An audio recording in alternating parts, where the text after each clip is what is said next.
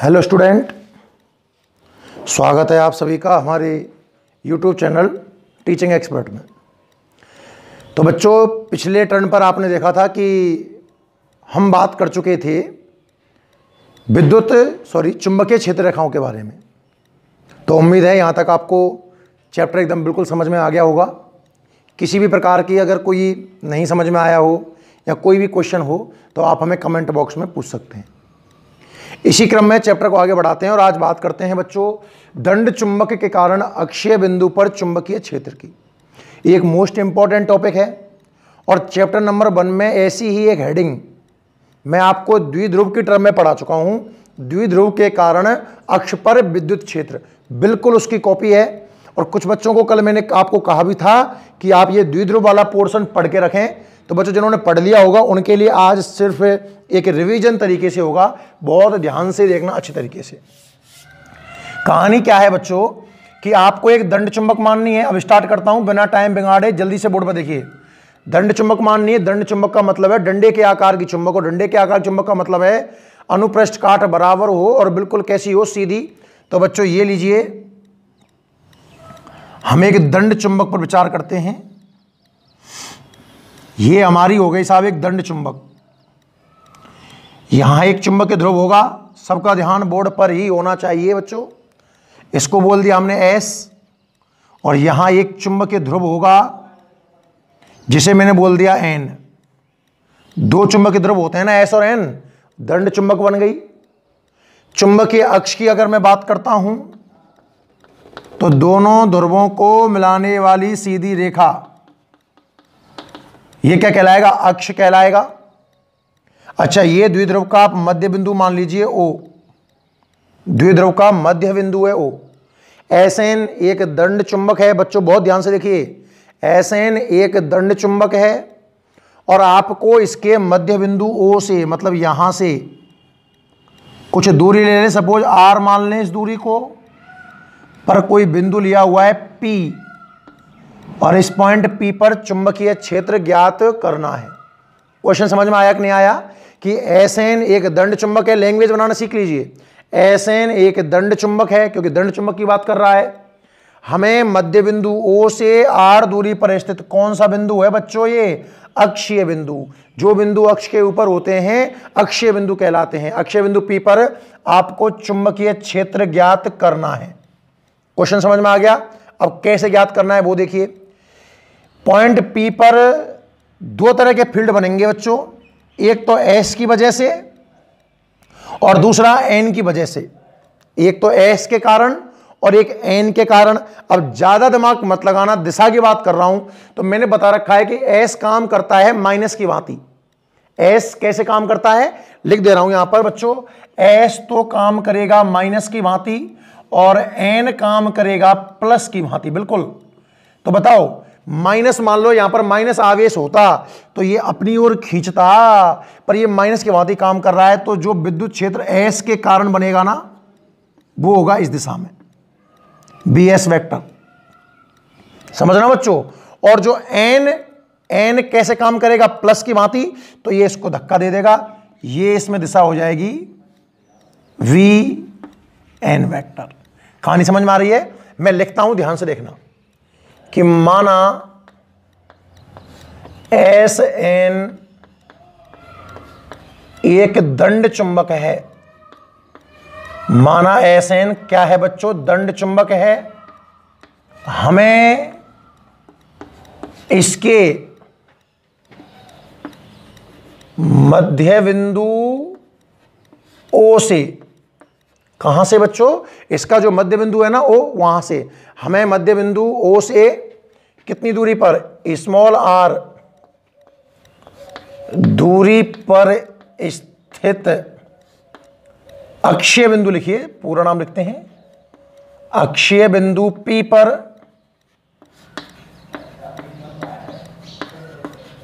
चुंबकीय क्षेत्र ज्ञात करना है। ज्ञात करना है। बताओ समझ में आया कि नहीं आया? आप तो ये बताइए।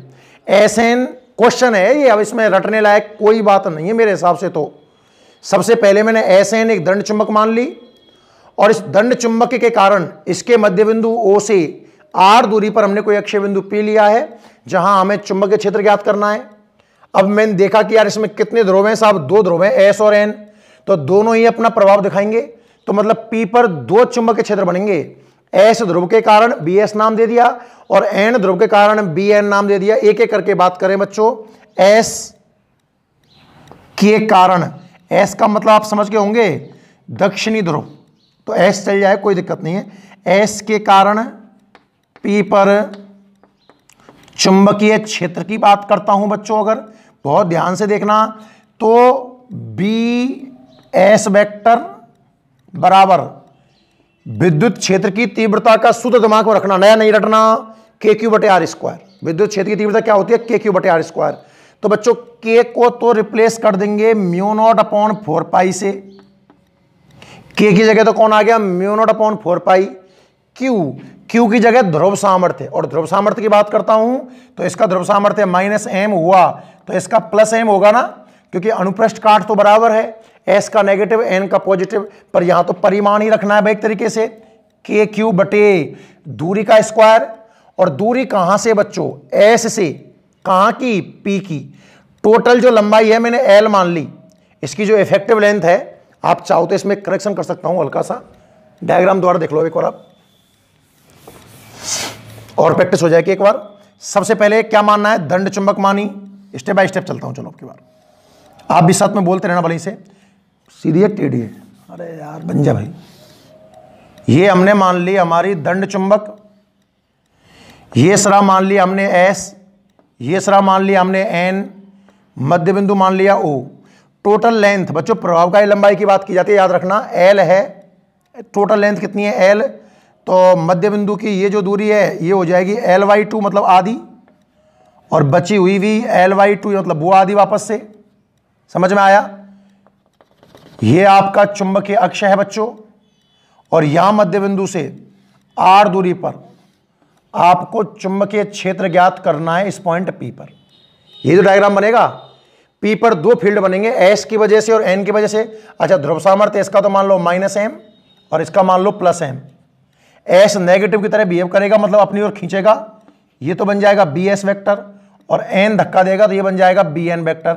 अच्छा, इसका चुंबकीय आघूर्ण और देख सकते हो आप, कैपिटल M याद है क्या?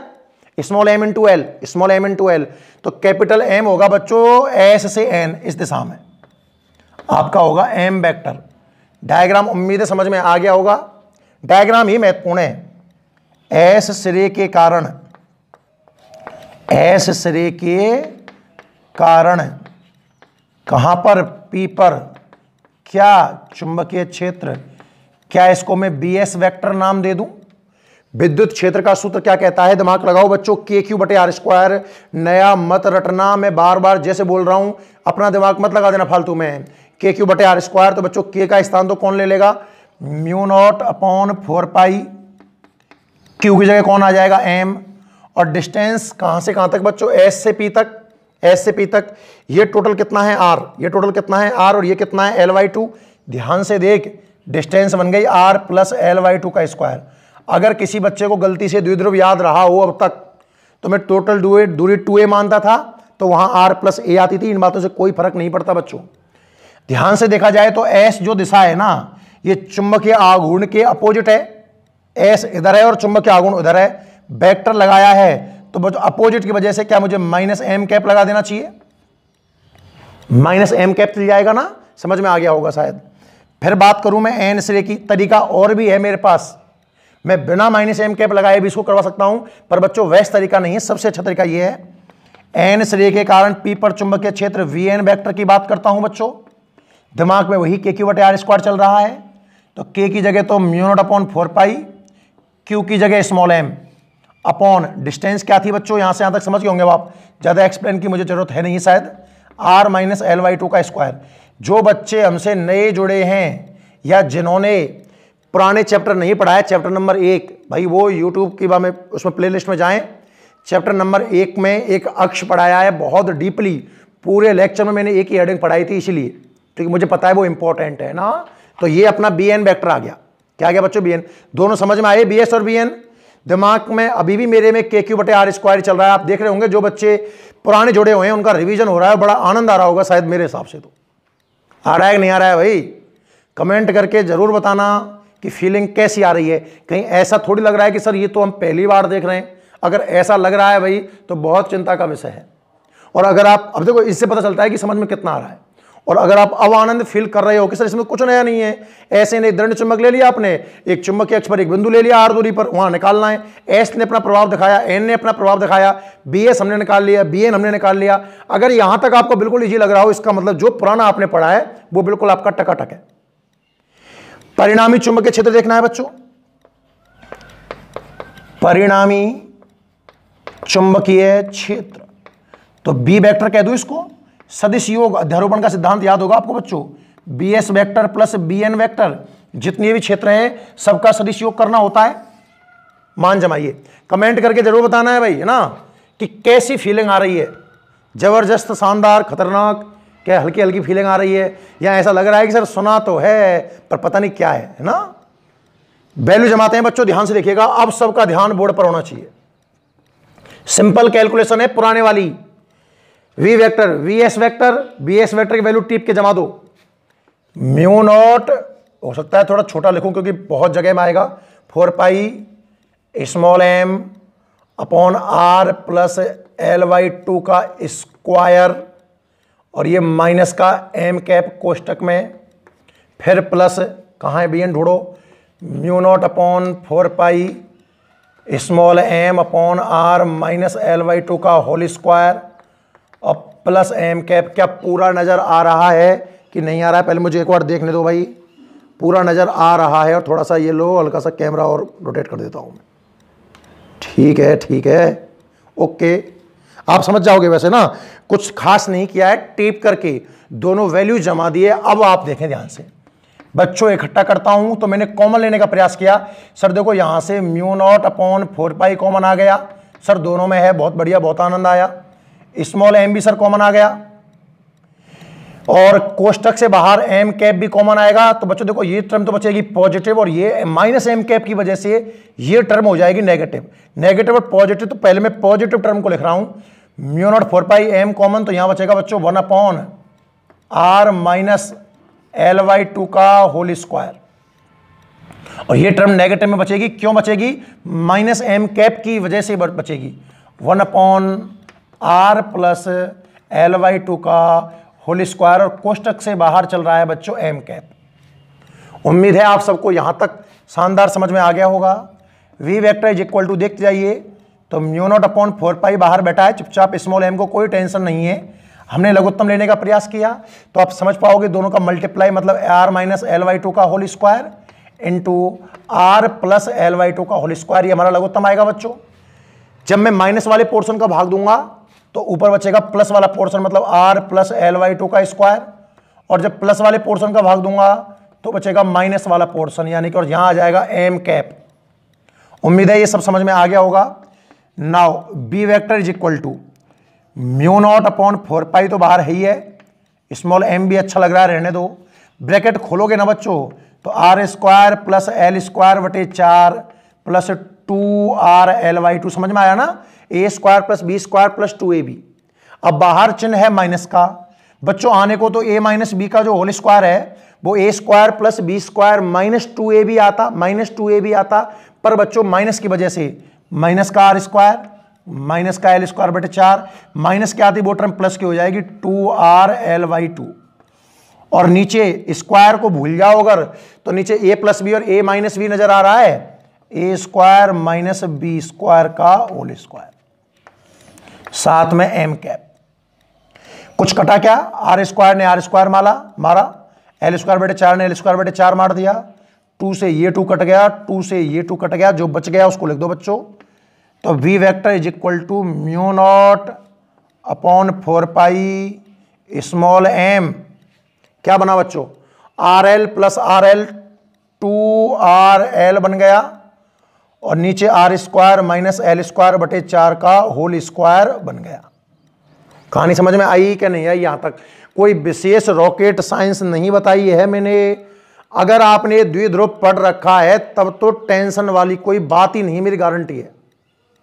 दिख तो रहा है ना भाई, वैसे हो सकता है कि थोड़ा बोर्ड चमक रहा हो, कॉर्नर चमक रहा है, मुझे पता है, पर फिर भी लिखना तो पड़ेगा भाई, लिखना तो पड़ेगा।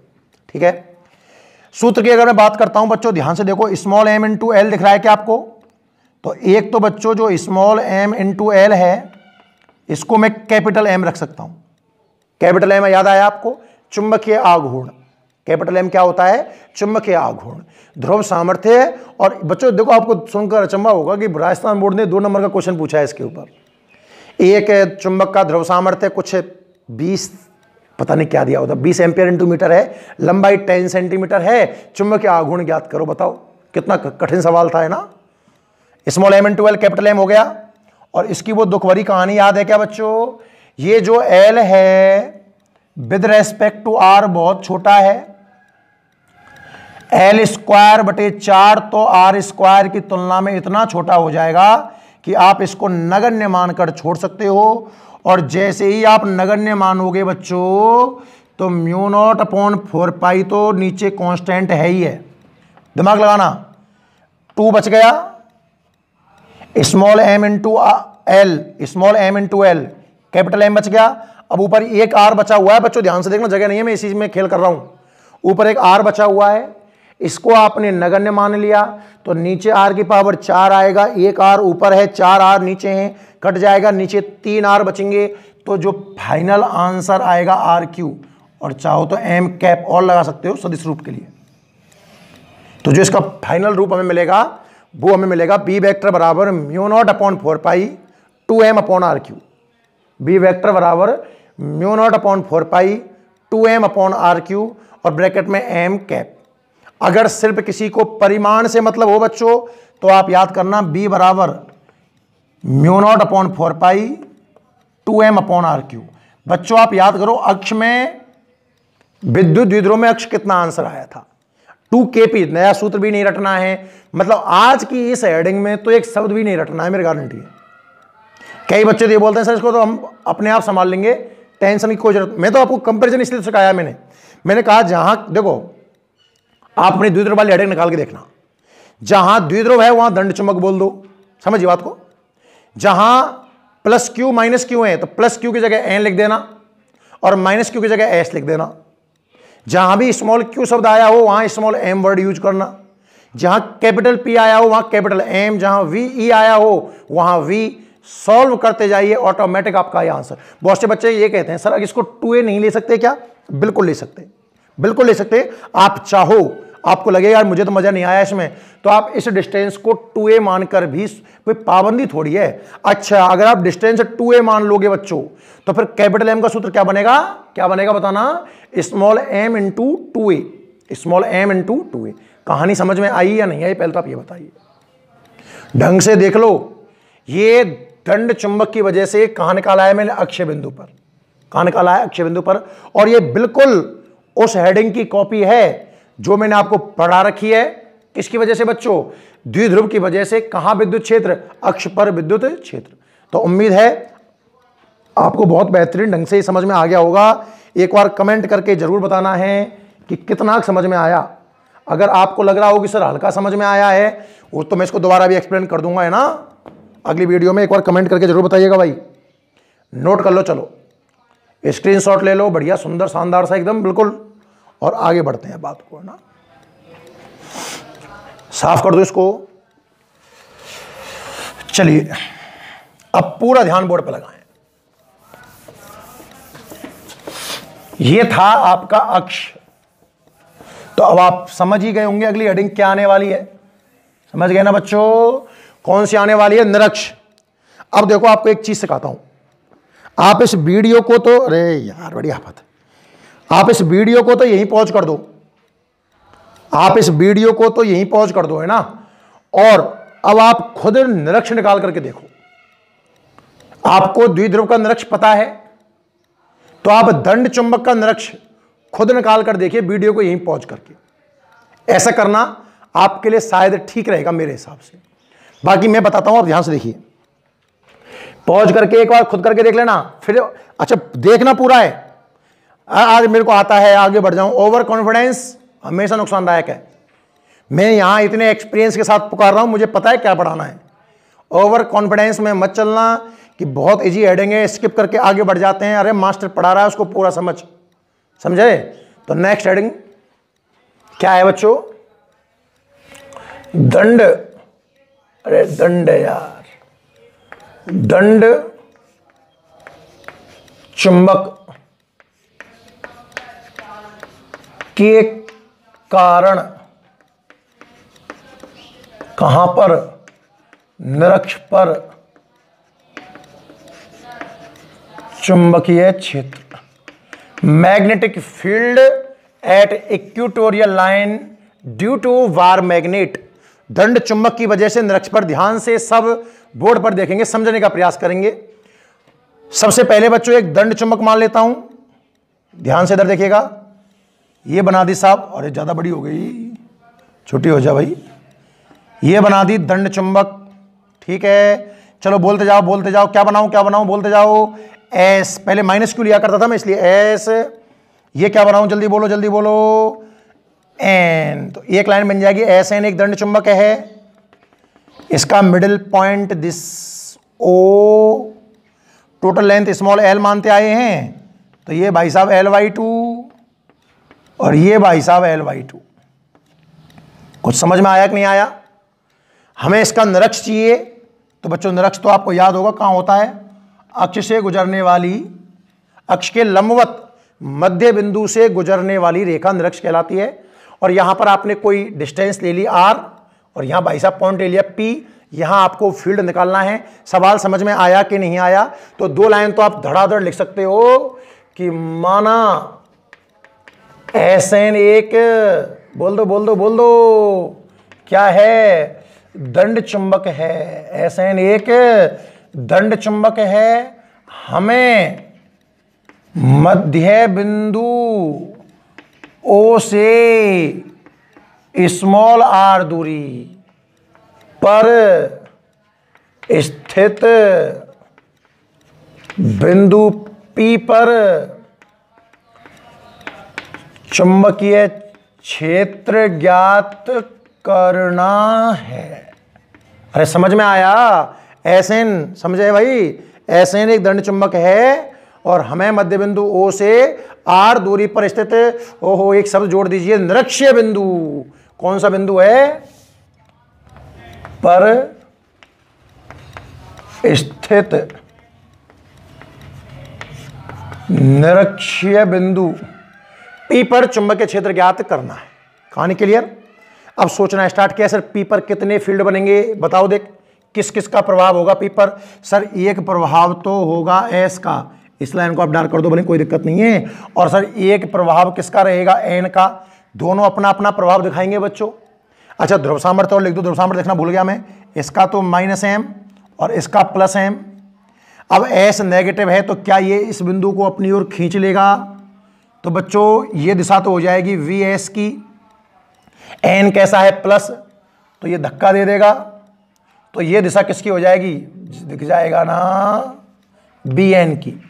दो ही फील्ड तो बनेंगे। अच्छा दूरी कितनी कितनी है? ये और ये जितनी भी है बराबर है, क्योंकि त्रिभुज SOP और त्रिभुज NOP दोनों 90 डिग्री के हैं, समकोण त्रिभुज हैं एक जैसे। जितना कोण ये होगा थीटा मान लो, उतना ही कोण ये होगा। तो जितनी दूरी ये है उतनी दूरी ये है। सपोज इसको x मान लेते हैं। क्या मान लेते हैं बच्चों? x। तो अब मैं क्या लिख रहा हूं देखना, S सिरे के कारण, S सिरे के कारण P पर चुंबकीय क्षेत्र, जिसको आप BS वेक्टर नाम दोगे, KQ/R²। K का स्थान कौन लेगा? μ0/4π। Q का स्थान कौन लेगा? m। और दूरी S से P की, जिसके कारण निकालना है और जहां पर निकालना है, तो दूरी आपको x नजर आएगी प्यारे बच्चों। तो ये हो जाएगा x²। दिशा की इसमें कोई खास आवश्यकता है नहीं है, क्योंकि घटक तो टूटेंगे। BS और BN ना तो एक दिशा में है ना विपरीत दिशा में, समझ गए आप? इसी तरीके से बच्चों N श्रेय के कारण आप तो लिखना कहीं ऐसे डैश लगा दो, VN, ये बच्चों μ0/4π m/x², दोनों बराबर हैं क्या? अरे ध्यान से देख, दोनों बराबर हैं क्या बच्चों? बिल्कुल बराबर हैं। अब बी एस और बी एन एक ही दिशा में होते तो जुड़ जाते, विपरीत में होते घट जाते। बच्चों जब भी ऐसी स्थिति आती है, बहुत बार आई है, सैकड़ों बार आई है, घटकों में तोड़ूंगा। इस लाइन के ऊपर तो आएंगे क्षैतिज घटक और इस लाइन के ऊपर आएंगे ऊर्ध्वाधर घटक। ऊर्ध्वाधर घटक, ये एंगल अगर थीटा है तो समानता का अधिकार रखते हुए ये एंगल थीटा है, जेड बन गया। जेड देखो ध्यान से, जहां मैं चौक चला रहा हूं वहां जेड बन गया। ये थीटा है तो ये थीटा है, क्योंकि उल्टा भी जेड बन रहा है, और ये थीटा है तो प्यारे बच्चों ये भी थीटा है। कौन कौन कौन खेल लेना, अपने आप समझ जाओगे। घटक बी एस के टूटेंगे बच्चों, इसके तो टूटने तो क्षैतिज तो आएगा इधर, जिन अक्षों के बीच में है वहीं तो घटक जाएंगे, और ऊर्ध्वाधर आएगा इधर। घटक तोड़ना सिखा रखा है कि जिधर कोण होता है, जिस दिशा में कोण होता है, कोण कहां है? क्षैतिज में, तो बच्चों बी एस में गुणा कर दो आप cos थीटा से। और इस साइड में कोण नहीं है तो जो अपोजिट साइड होगी उसमें V N sine theta. Same ये बी एन है, एन श्रेय के कारण है ना, नीचे कोण है इसका, तो इधर तो आएगा बच्चों बी एन cos थीटा और ऊपर जाएगा इसका B N sine theta. Diagram थोड़ा सा ऐसा ही बनाए, एडजस्ट कर लेना, ठीक है। अब आप इस बात को लिखोगे कि जब इन तीव्रताओं को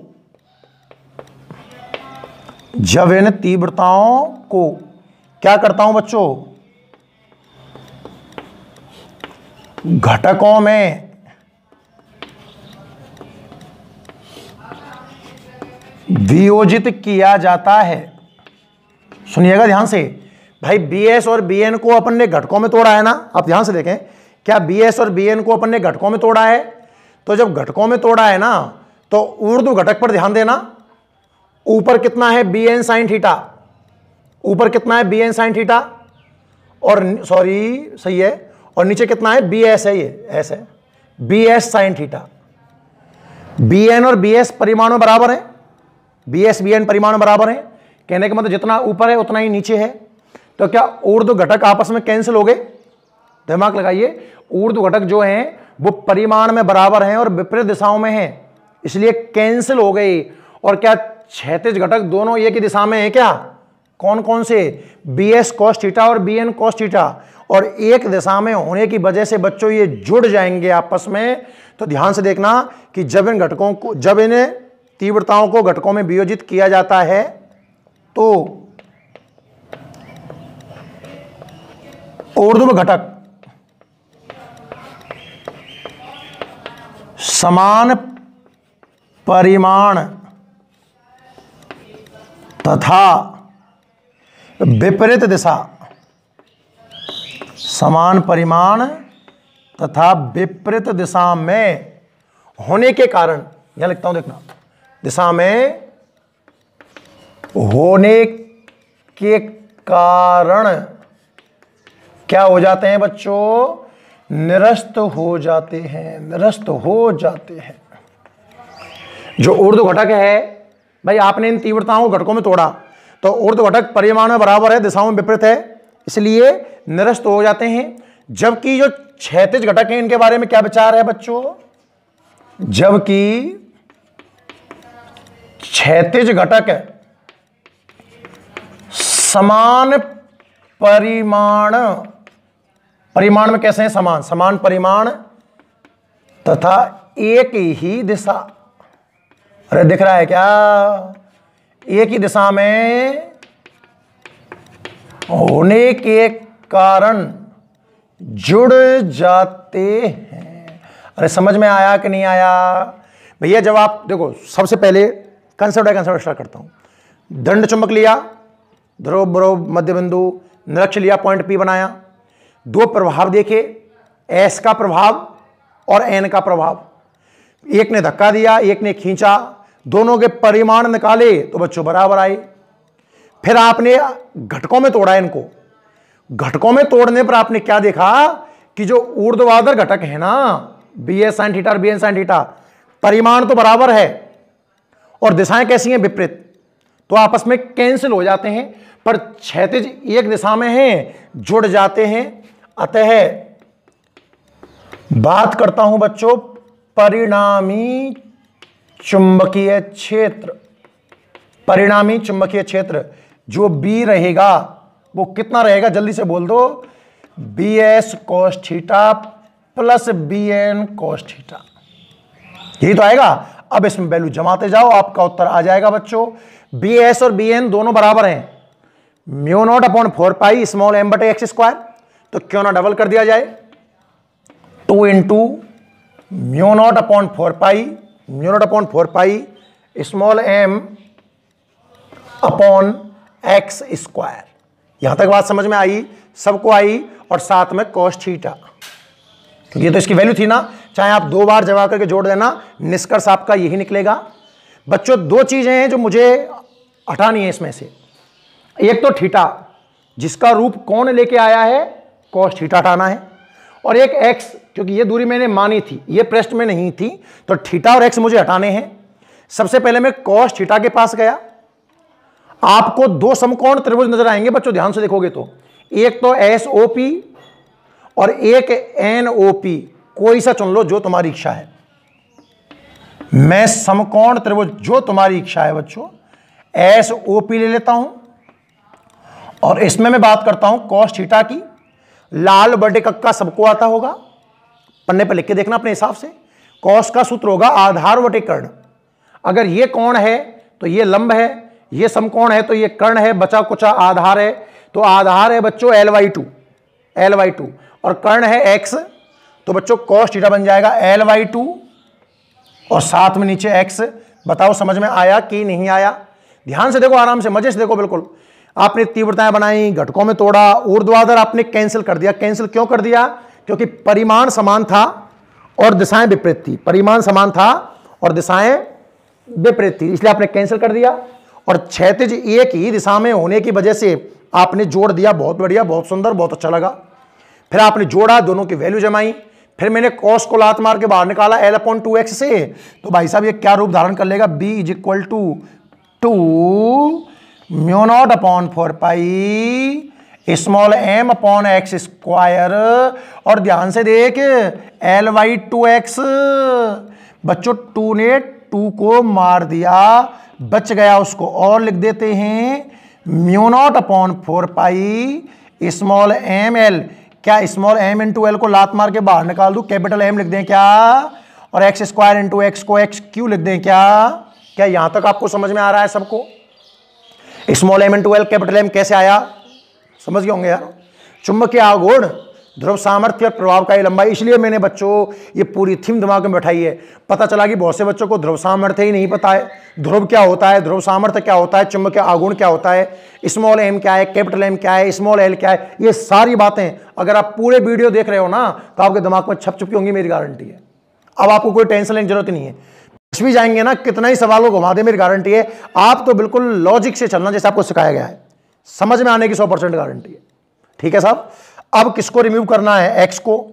तो x तो सर दूरी है, और दूरी को रिमूव करने के लिए पाइथागोरस प्रमेय काम मिलेंगे। कोई सा समकोण त्रिभुज ले लो, मैं वही समकोण त्रिभुज वापस ले लेता हूं बच्चों। समकोण त्रिभुज SOP में पाइथागोरस प्रमेय से। अब भाई साहब पाइथागोरस क्या कहती है? पाइथागोरस कहती है साहब कर्ण का स्क्वायर बराबर है आधार का स्क्वायर प्लस लंब का स्क्वायर। तो कर्ण कहां है, पहचानो। समकोण के सामने कर्ण कितना है, x, तो लगा दो साहब आप x स्क्वायर बराबर आधार प्लस लंब, यानी कि L/2 का स्क्वायर तो होगा बच्चों L²/4, और इस r का स्क्वायर कितना आएगा, r²। पर बच्चों आपको तो xq चाहिए, xq चाहिए, ये x² आया है। फिर आप x निकालोगे तो बच्चों x कितना आएगा, L²/4 प्लस r² की पावर 1/2 हो जाएगा। और जब यहाँ क्यूब करूंगा तो यहाँ भी क्यूब करना होगा, तो ये 3/2 आ जाएगा। कुछ खेल समझ में आ रहा है कि नहीं आ रहा है? ये खेल पहले भी खेला है क्या आपने? तो कमेंट करके जरूर बताना भाई, मैं देखूंगा सारे कमेंट, है ना, मैं देख सकूं कि कितने बच्चे जिंदे हैं जिन्होंने पहला चैप्टर अभी तक याद कर रखा है, और कितने स्वर्गवासी हो चुके हैं, मैं देखना चाहता हूं। ठीक है ना। चलिए XQ, स्वर्गवासी का मतलब है अनथनालय, है ना। V = म्यू नॉट अपॉन 4 पाई ऊपर कैपिटल एम और नीचे एल स्क्वायर बटे 4 प्लस आर स्क्वायर की पावर 3/2। जगह की कमी होने की वजह से मैं यहां लिख रहा हूं, जगह तो अपनी है, लिख सकते हैं ना। यहां से आगे बच्चों इसकी दुखभरी कहानी सुना दो। इसकी दुखभरी कहानी क्या है? सर एल पहले ही बहुत गरीब है। किसकी तुलना में बच्चों? आर की तुलना में। आपने एल बटे 2 किया तो देखो एक गरीब और बढ़ गया। फिर आपने सर स्क्वायर किया तो दो गरीबों में अंतर और ज़्यादा आ गया। इतना गरीब हो गया कि आप एल स्क्वायर बटे 4 को आर स्क्वायर के सापेक्ष नगण्य मान सकते हो। आप इसको नेगलेक्ट भी कर सकते हो। तो सर नेगलेक्ट कर देंगे तो हमारे पास क्या बचेगा? बच्चों हमारे पास बचेगा μ0/4π, ऊपर कैपिटल एम है और नीचे बच्चों इसको हटा दूं ना, अगर दिमाग लगा ले अपना, तो आर स्क्वायर की पावर 3/2, आर की पावर 2 की पावर 3/2। जब भी डबल पावर होती है मैंने कहा मल्टीप्लाई होता है, और 2 का 3/2 से मल्टीप्लाई करूंगा तो नीचे बचेगा RQ। यही हमारा आंसर होगा। आप जरा द्विध्रुव वाले पोर्शन पर जाना बच्चों। द्विध्रुव वाले पोर्शन में निरक्ष में आंसर आया था KP/RQ, याद है क्या? KP/RQ। तो K का स्थान किसने लिया? μ0/4π ने। P का स्थान किसने लिया? M ने। और RQ जैसा का तैसा बना रहा। अगर इसकी सदिश रूप की बात हो जाए बच्चों, मोस्ट इंपॉर्टेंट रहेगा विनिरक्ष। तो बच्चों ध्यान से देखना, देखो M वेक्टर तो ऐसे n है, ये दिशा तो है M वेक्टर की, और रिजल्टेंट फील्ड इस दिशा में आया है। क्या रिजल्टेंट फील्ड और M वेक्टर अपोजिट है? क्या M और B वेक्टर अपोजिट है? और अपोजिट होने की वजह से चिन्ह आएगा माइनस का। किसका आएगा? माइनस का। μ0/4π M वेक्टर अपॉन RQ। बताओ बात समझ में आई कि नहीं आई? क्लियर है? तो ये क्या हेडिंग थी बच्चों? अक्ष और निरक्ष। हमने दंड चुंबक की वजह से अक्ष पर चुंबकीय क्षेत्र देख लिया, और हमने दंड चुंबक की वजह से निरक्ष पर भी चुंबकीय क्षेत्र देख लिया। कहानी समझ में आई कि नहीं आई? उम्मीद है कि आपका द्विध्रुव भी रिवाइज हो चुका होगा, और ये भी रिवाइज। जो बच्चे नए आए हैं उनके लिए मैं बता दूं भाई, आप डबल काम है आपके लिए। क्या काम है? यहां नए का मतलब क्या है? जिनको पुरानों को याद नहीं होगा वो भी मेरे लिए नए जैसे ही हैं। द्विध्रुव चैप्टर नंबर 1 की एक प्लेलिस्ट है, द्विध्रुव मोस्ट इंपॉर्टेंट बताया था मैंने, ऐसे थोड़ी बताया था, कुछ लॉजिक था उसमें बच्चों। अक्ष पहले द्विध्रुव से स्टार्ट करना ढंग से, मतलब द्विध्रुव वाली 2 या 3 वीडियो होंगी, उनको बिल्कुल कंठस्थ कर जाना, क्वेश्चन इन्हीं में से आएगा। अब वो द्विध्रुव वहां ना पूछ करके यहां पूछ ले तब भी टेंशन की जरूरत नहीं है, और फिर आप ये देखें बिल्कुल आनंद आ जाएगा, मेरी गारंटी है। तो जो बच्चे कंटिन्यू वीडियो देख रहे हैं, हमसे पहले से जुड़े हुए हैं, वो कमेंट करके जरूर बताएं कि अब कैसी फीलिंग आई। गुड मॉर्निंग, गुड इवनिंग, नमस्ते नमस्ते मत करना, कोई दिक्कत नहीं है, सबको मैं एक बार नमस्ते कर देता हूं, बोलेंगे ना। क्या लिख के दिखाना है कि उसके कंपेरिजन से आपको ये कंपेरिजन जब समझ में आया, या फिर मैं वापस से नए सिरे से इसको बताऊं, ये आपको कमेंट करके बताना है मुझे। मैं एनालिसिस करूंगा, और अगली जो हेडिंग द्विध्रुव पर ही बेस रहे हैं उन्हीं को मैं उसी क्रम में पढ़ाऊंगा जैसा आप चाहोगे। समझ पा रहे हो ना? तो एक बार आप ये बात बहुत विशेष ध्यान रखें और आप कमेंट करके बताएं ये चीज। भाई कंपैरिजन में आपको क्या है, नया पोर्शन याद नहीं रखना पड़ेगा ना, नया फॉर्मूला। जैसे आ गया कि द्विध्रुव आघूर्ण P आ गया, P का सूत्र क्या था वहां पर? Q × 2A। कन्वर्ट कर दो, Q की जगह स्मॉल m और 2A की जगह L, तो कैपिटल M बराबर स्मॉल m × L। अक्ष का सूत्र क्या आया था? 2KP/RQ। कन्वर्ट कर दो, 2K की जगह μ0/4π K। मुझे भी ऐसे ही याद है, सच्चाई बता रहा हूं। क्योंकि रटें क्यों नहीं बताओ आप, क्यों रटें? एक सेकंड में जिस समस्या का समाधान हो रहा है उसे आप रटकर अपने दिमाग पर क्यों बोझ बढ़ाना चाहते हो भाई? एग्जाम में आ जाता है दंड चुंबक की वजह से निरक्ष पर कितना चुंबक क्षेत्र होगा, तो द्विध्रुव में पहुंच जाओ, द्विध्रुव में निरक्ष पर कितना था? KP/RQ। KP/RQ, तो बच्चों K की जगह μ0/4π, P की जगह कैपिटल M और RQ अपने स्थान पर रही है, वही अपना आंसर है। कहानी समझ में आई कि नहीं? अच्छा, ये क्वेश्चन और पूछ सकता है कि दंड चुंबक की वजह से अक्ष पर और निरक्ष पर चुंबक क्षेत्र की तीव्रताओं का अनुपात क्या है? पहले अक्ष नाम आया है तो 2:1, पहले निरक्ष आया होता तो 1:2। वही संबंध, सब कुछ वैसा का वैसा है। अब आप कंपैरिजन करना, आपको फीलिंग आ चुकी होगी कि इन दोनों में तो कोई अंतर ही नहीं है। बस अंतर किस चीज का है कि वो विद्युत के लिए था और ये चुंबक के लिए था। आप फील कर रहे होंगे कि चैप्टर लगभग आधा होने वाला है मेरा, लेकिन अभी तक आपको लोड जैसी कोई बात नहीं है अगर आप कंटिन्यू देख रहे हो तो। और भैया जो बच्चा स्किप कर, मुझे पता है कि बहुत से इंटेलिजेंट बन करके ये आता है स्किप स्किप स्किप आगे बढ़ते हो, आता ही रह जाएगा बेटा, है ना, पूरा खेल खराब हो जाएगा। ये आप ध्यान रखें। क्लियर है कहानी यहाँ तक ना? और कोई भी डाउट हो तो आप हमें बताना, उसका सॉल्यूशन भी किया जाएगा। ठीक है, अगर वीडियो पसंद आई हो तो इसको लाइक कर देना, चैनल पर नए हो तो चैनल को सब्सक्राइब कर लेना, एक तो है ना, बेल आइकॉन का बटन कंप्रेस कर देना और वीडियो को शेयर भी करना और कमेंट करके जरूर बताना कि वीडियो आपको कैसी लगी। ठीक है, नोट कर लो आप इसको। फिर कल मिलेंगे एक और नई वीडियो के साथ। तब तक के लिए धन्यवाद बच्चों।